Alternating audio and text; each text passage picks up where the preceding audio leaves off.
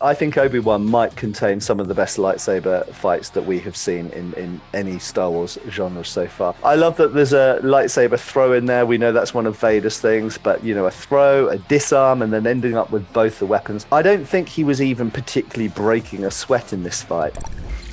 Hi, I'm Matt Easton of Schola Gladiatoria, and I teach people how to fight with swords and other medieval weapons. And I also comment on movie fights and other things like that on my YouTube channel. And today I'm going to be commenting on some fights from the series Obi-Wan.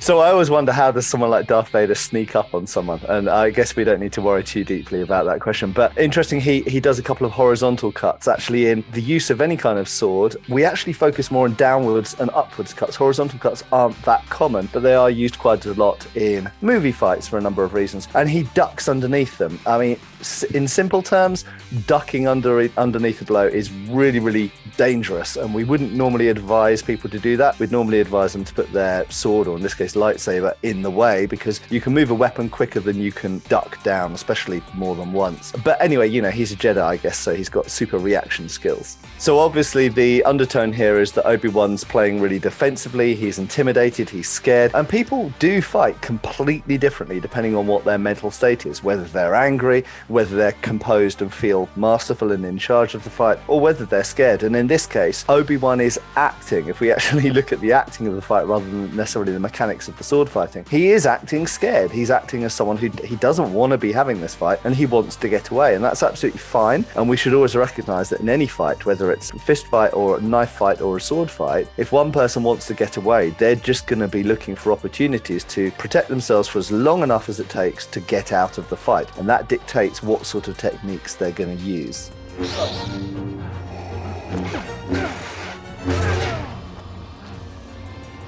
So Vader very clearly is not actually just like trying to kill him outright, and I don't think that's actually Vader's intention. He wants to capture him, maybe torture him, make him suffer, get revenge. He's not trying to kill him, and actually in this scenario, if Vader wanted to kill Obi-Wan, he could have done very easily, but that's not what he's trying to do. He's trying to dominate him spiritually.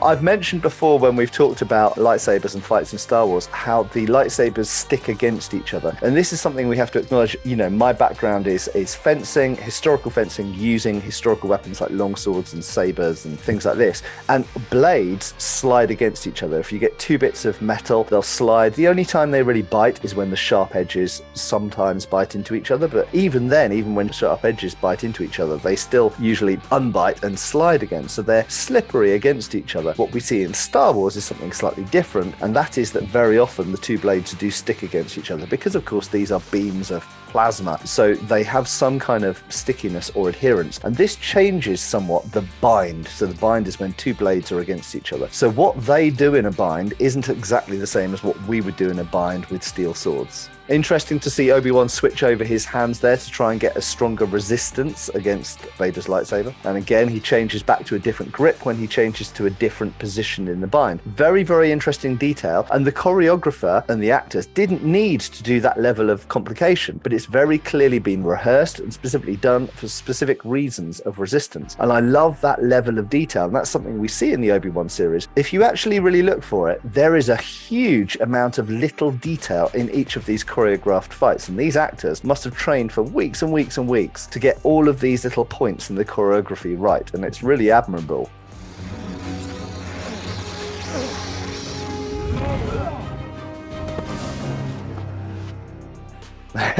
So I have always loved in Star Wars the idea that you can use your lightsaber in one hand and use the left hand for force pushing or pulling or other things, even grappling and grabbing. So within swordsmanship, something which I think people who maybe their only connection to sword fighting is watching it in movies or TV series wouldn't necessarily realize is that within historical sword fighting, not modern Olympic fencing and not modern kendo, but within historical systems, could be European, could be Asian, the left hand is used a lot. Left hand is used used to push, to hit, to punch, to elbow, to grab and wrap the opponent's arms, also to sometimes grab the opponent's weapon. Now, grabbing the opponent's weapon, we do see it a few times in Star Wars where the opponent's hilt is grabbed. Obviously, you can't grab a blade of a lightsaber without losing most of your hand, but with swords, actually, we do grab the blades, and that is something that's done in Asian and European martial arts. But of course, within a Star Wars setting, your left hand is also used for the Force. Now, do we have any parallel to that in the real world? Yeah, we do. And that is, what is the Force in the real world? It's one of these, a gun, okay? So if we go to the 19th century, for example, a typical combo weapon assortment for a British officer or French or American officer in the 19th century would be a sword in one hand and a pistol in the other. Now, pistols obviously have limited ammunition. The Force doesn't have limited use, so you could use it with abandon and as much as you like. It is nice to see that parallel, that within the historical world we have sword and firearm used together, and within the Star Wars world we have lightsaber and Force effects.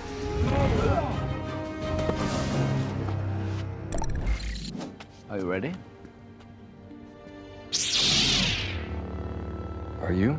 So here we've got a training scene, and before we go into it, one of the things that I often rant about is the fact that in movies, when they have a training scene, they usually don't use training weapons. And throughout history, across cultures, we generally don't use the same weapon that we use in a real fight for training, quite simply because you'd run out of training partners really, really quickly. We usually have blunt or safer versions for training. Now, only one of them's a master here, but they are both very highly trained Jedi. And because of their level of training, it's somewhat different here. You could say maybe they would train with sharp weapons, or in this case, real lightsabers. But where are the training lightsabers? Why don't we have a practice form of lightsaber? That's one of the great questions that I don't know the answer to.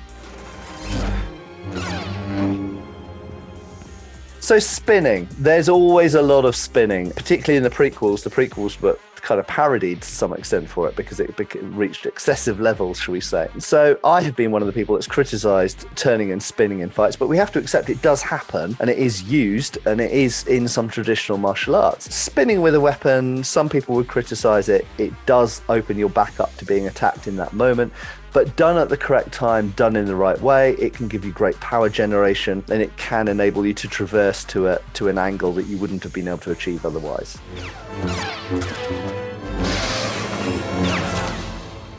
If I was training people in the Jedi Academy, I'd tell them to make a bit of a change to their weapons for a start. I would add hand guards onto their lightsabers made of, Beskar or Cortosis or whatever. These things mean that you can hold the weapon out in front of you more of the time without continually being hit in the hand. You can increase your attacking and defensive opportunities and reduce the risk to your own body.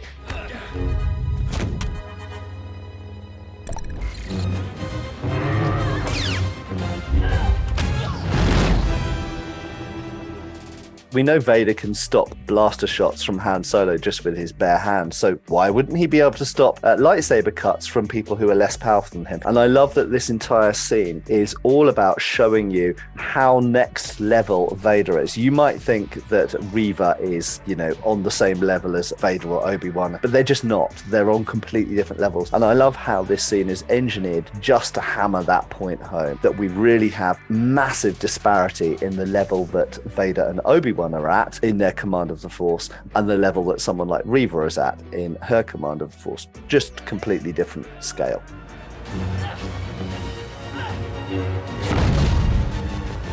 I love the footwork. If you look at Vader's footwork here, he is sidestepping, he's traversing, he is doing exactly the things you would do in unarmed martial arts against someone who was swinging a weapon at you. So again, it is not just going, clicking his fingers, space magic fixes it. He is physically moving out of the way and using the Force in ways that seem to obey the laws of physics as we understand them.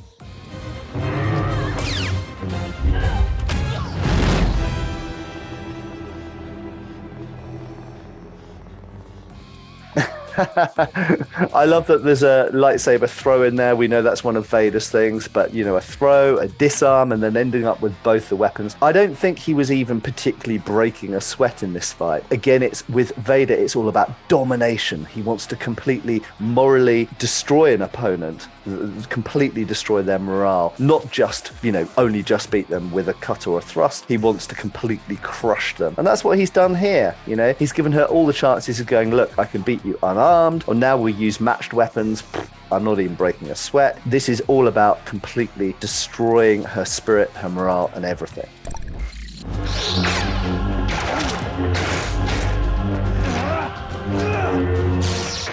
I love this first scene of this fight. The way that they're standing, the way that Obi-Wan is standing now at the beginning of this fight is an utter black and white contrast to how he was in their last encounter. He looked cowed, he looked scared, he looked like he was trying to escape. Now he is just standing there. He has accepted what he has to do. He has reconnected with the Force. He is standing proudly. His lightsaber is in his hand down at his side. His chest is out. I think it's a wonderful amount of acting in just one posture. Beautifully shot. I love the fact that Vader is predominantly using his lightsaber one-handed. Obi-Wan's predominantly using his lightsaber two-handed. And I love the fact that really early on in the fight, there is a use of the left hand to throw Obi-Wan. And Obi-Wan does a really nice roll and back into ready position. There is a vast amount of choreography and preparation that has gone into just that first few seconds of fight. Use of the left hand makes martial sense. Shoving, pushing, throwing the person off makes a certain amount of sense. And of course, Obi-Wan reacts beautifully with a really nicely executed roll. Now, notice that Obi-Wan immediately defends and riposts. That is, as soon as he's defended, he immediately riposts with his own attack. This is precisely what you're supposed to do. You're not supposed to stand on ceremony in a bind and have a long conversation. So I love the fact that it's a fast flurry of movements that seem to be happening in parry-riposte tempo that makes martial sense and looks right to any fencer.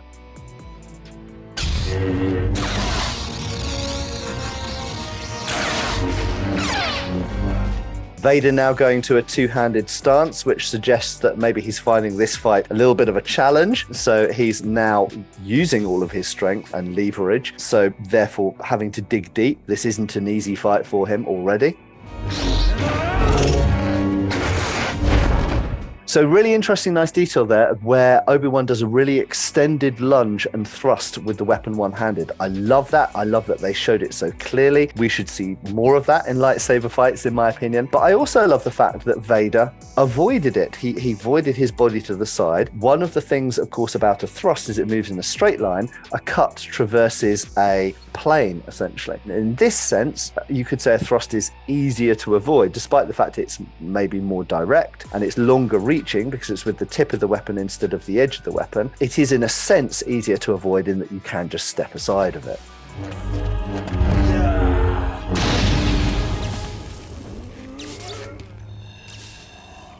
Just beautifully executed. I love the run and the jump and the cut, cracking open Vader's mask, cutting through the front of Vader's helmet. This is, of course, very, very reminiscent. We could almost say a repeat, really, of the fight that we see in Star Wars Rebels between Ahsoka and Vader. It's so much of a payoff. It's so many things. We've got elements of the prequels, we've got Star Wars Rebels, the Clone Wars, we've got Return of the Jedi in here, all crammed into one scene. It's absolutely awesome.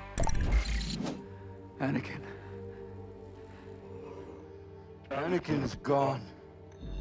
I think Obi-Wan might contain some of the best lightsaber fights that we have seen in any Star Wars genre so far. And I think it was particularly challenging with Obi-Wan because, as I've mentioned in the past, there's a big disparity, and everyone can see this. There's a big disparity between the lightsaber fighting we see in the prequels and what we see in the original trilogy. And the problem is, for the makers, how do they marry those two things up? How do we have the Obi-Wan fighting and Vader fighting that we see in Revenge of the Sith? How did that become what we see in A New Hope? And I think there's many things at play here. The fact that they are older, a little bit more damaged and broken, and I think that the Obi-Wan series goes on to add a bit to that. We've seen that Vader, not only was he burnt to shreds and cut to shreds on Mustafar, but additionally he has also been grievously injured in this fight as well. That helps. The fact that Obi-Wan is aging, he is not mechanically enhanced, and he's much older in A New Hope. But in addition, we also see a little bit of evolution and change within the Obi-Wan series, and I absolutely love that. And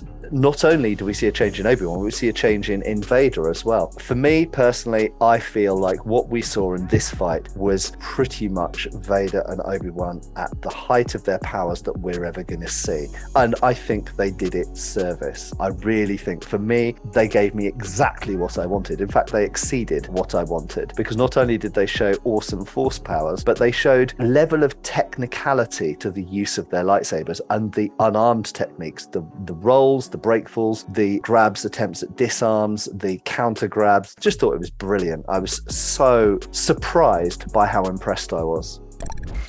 For more from Matt Easton, make sure to check out our video of him reacting to the animated Clone Wars series or the prequel trilogy.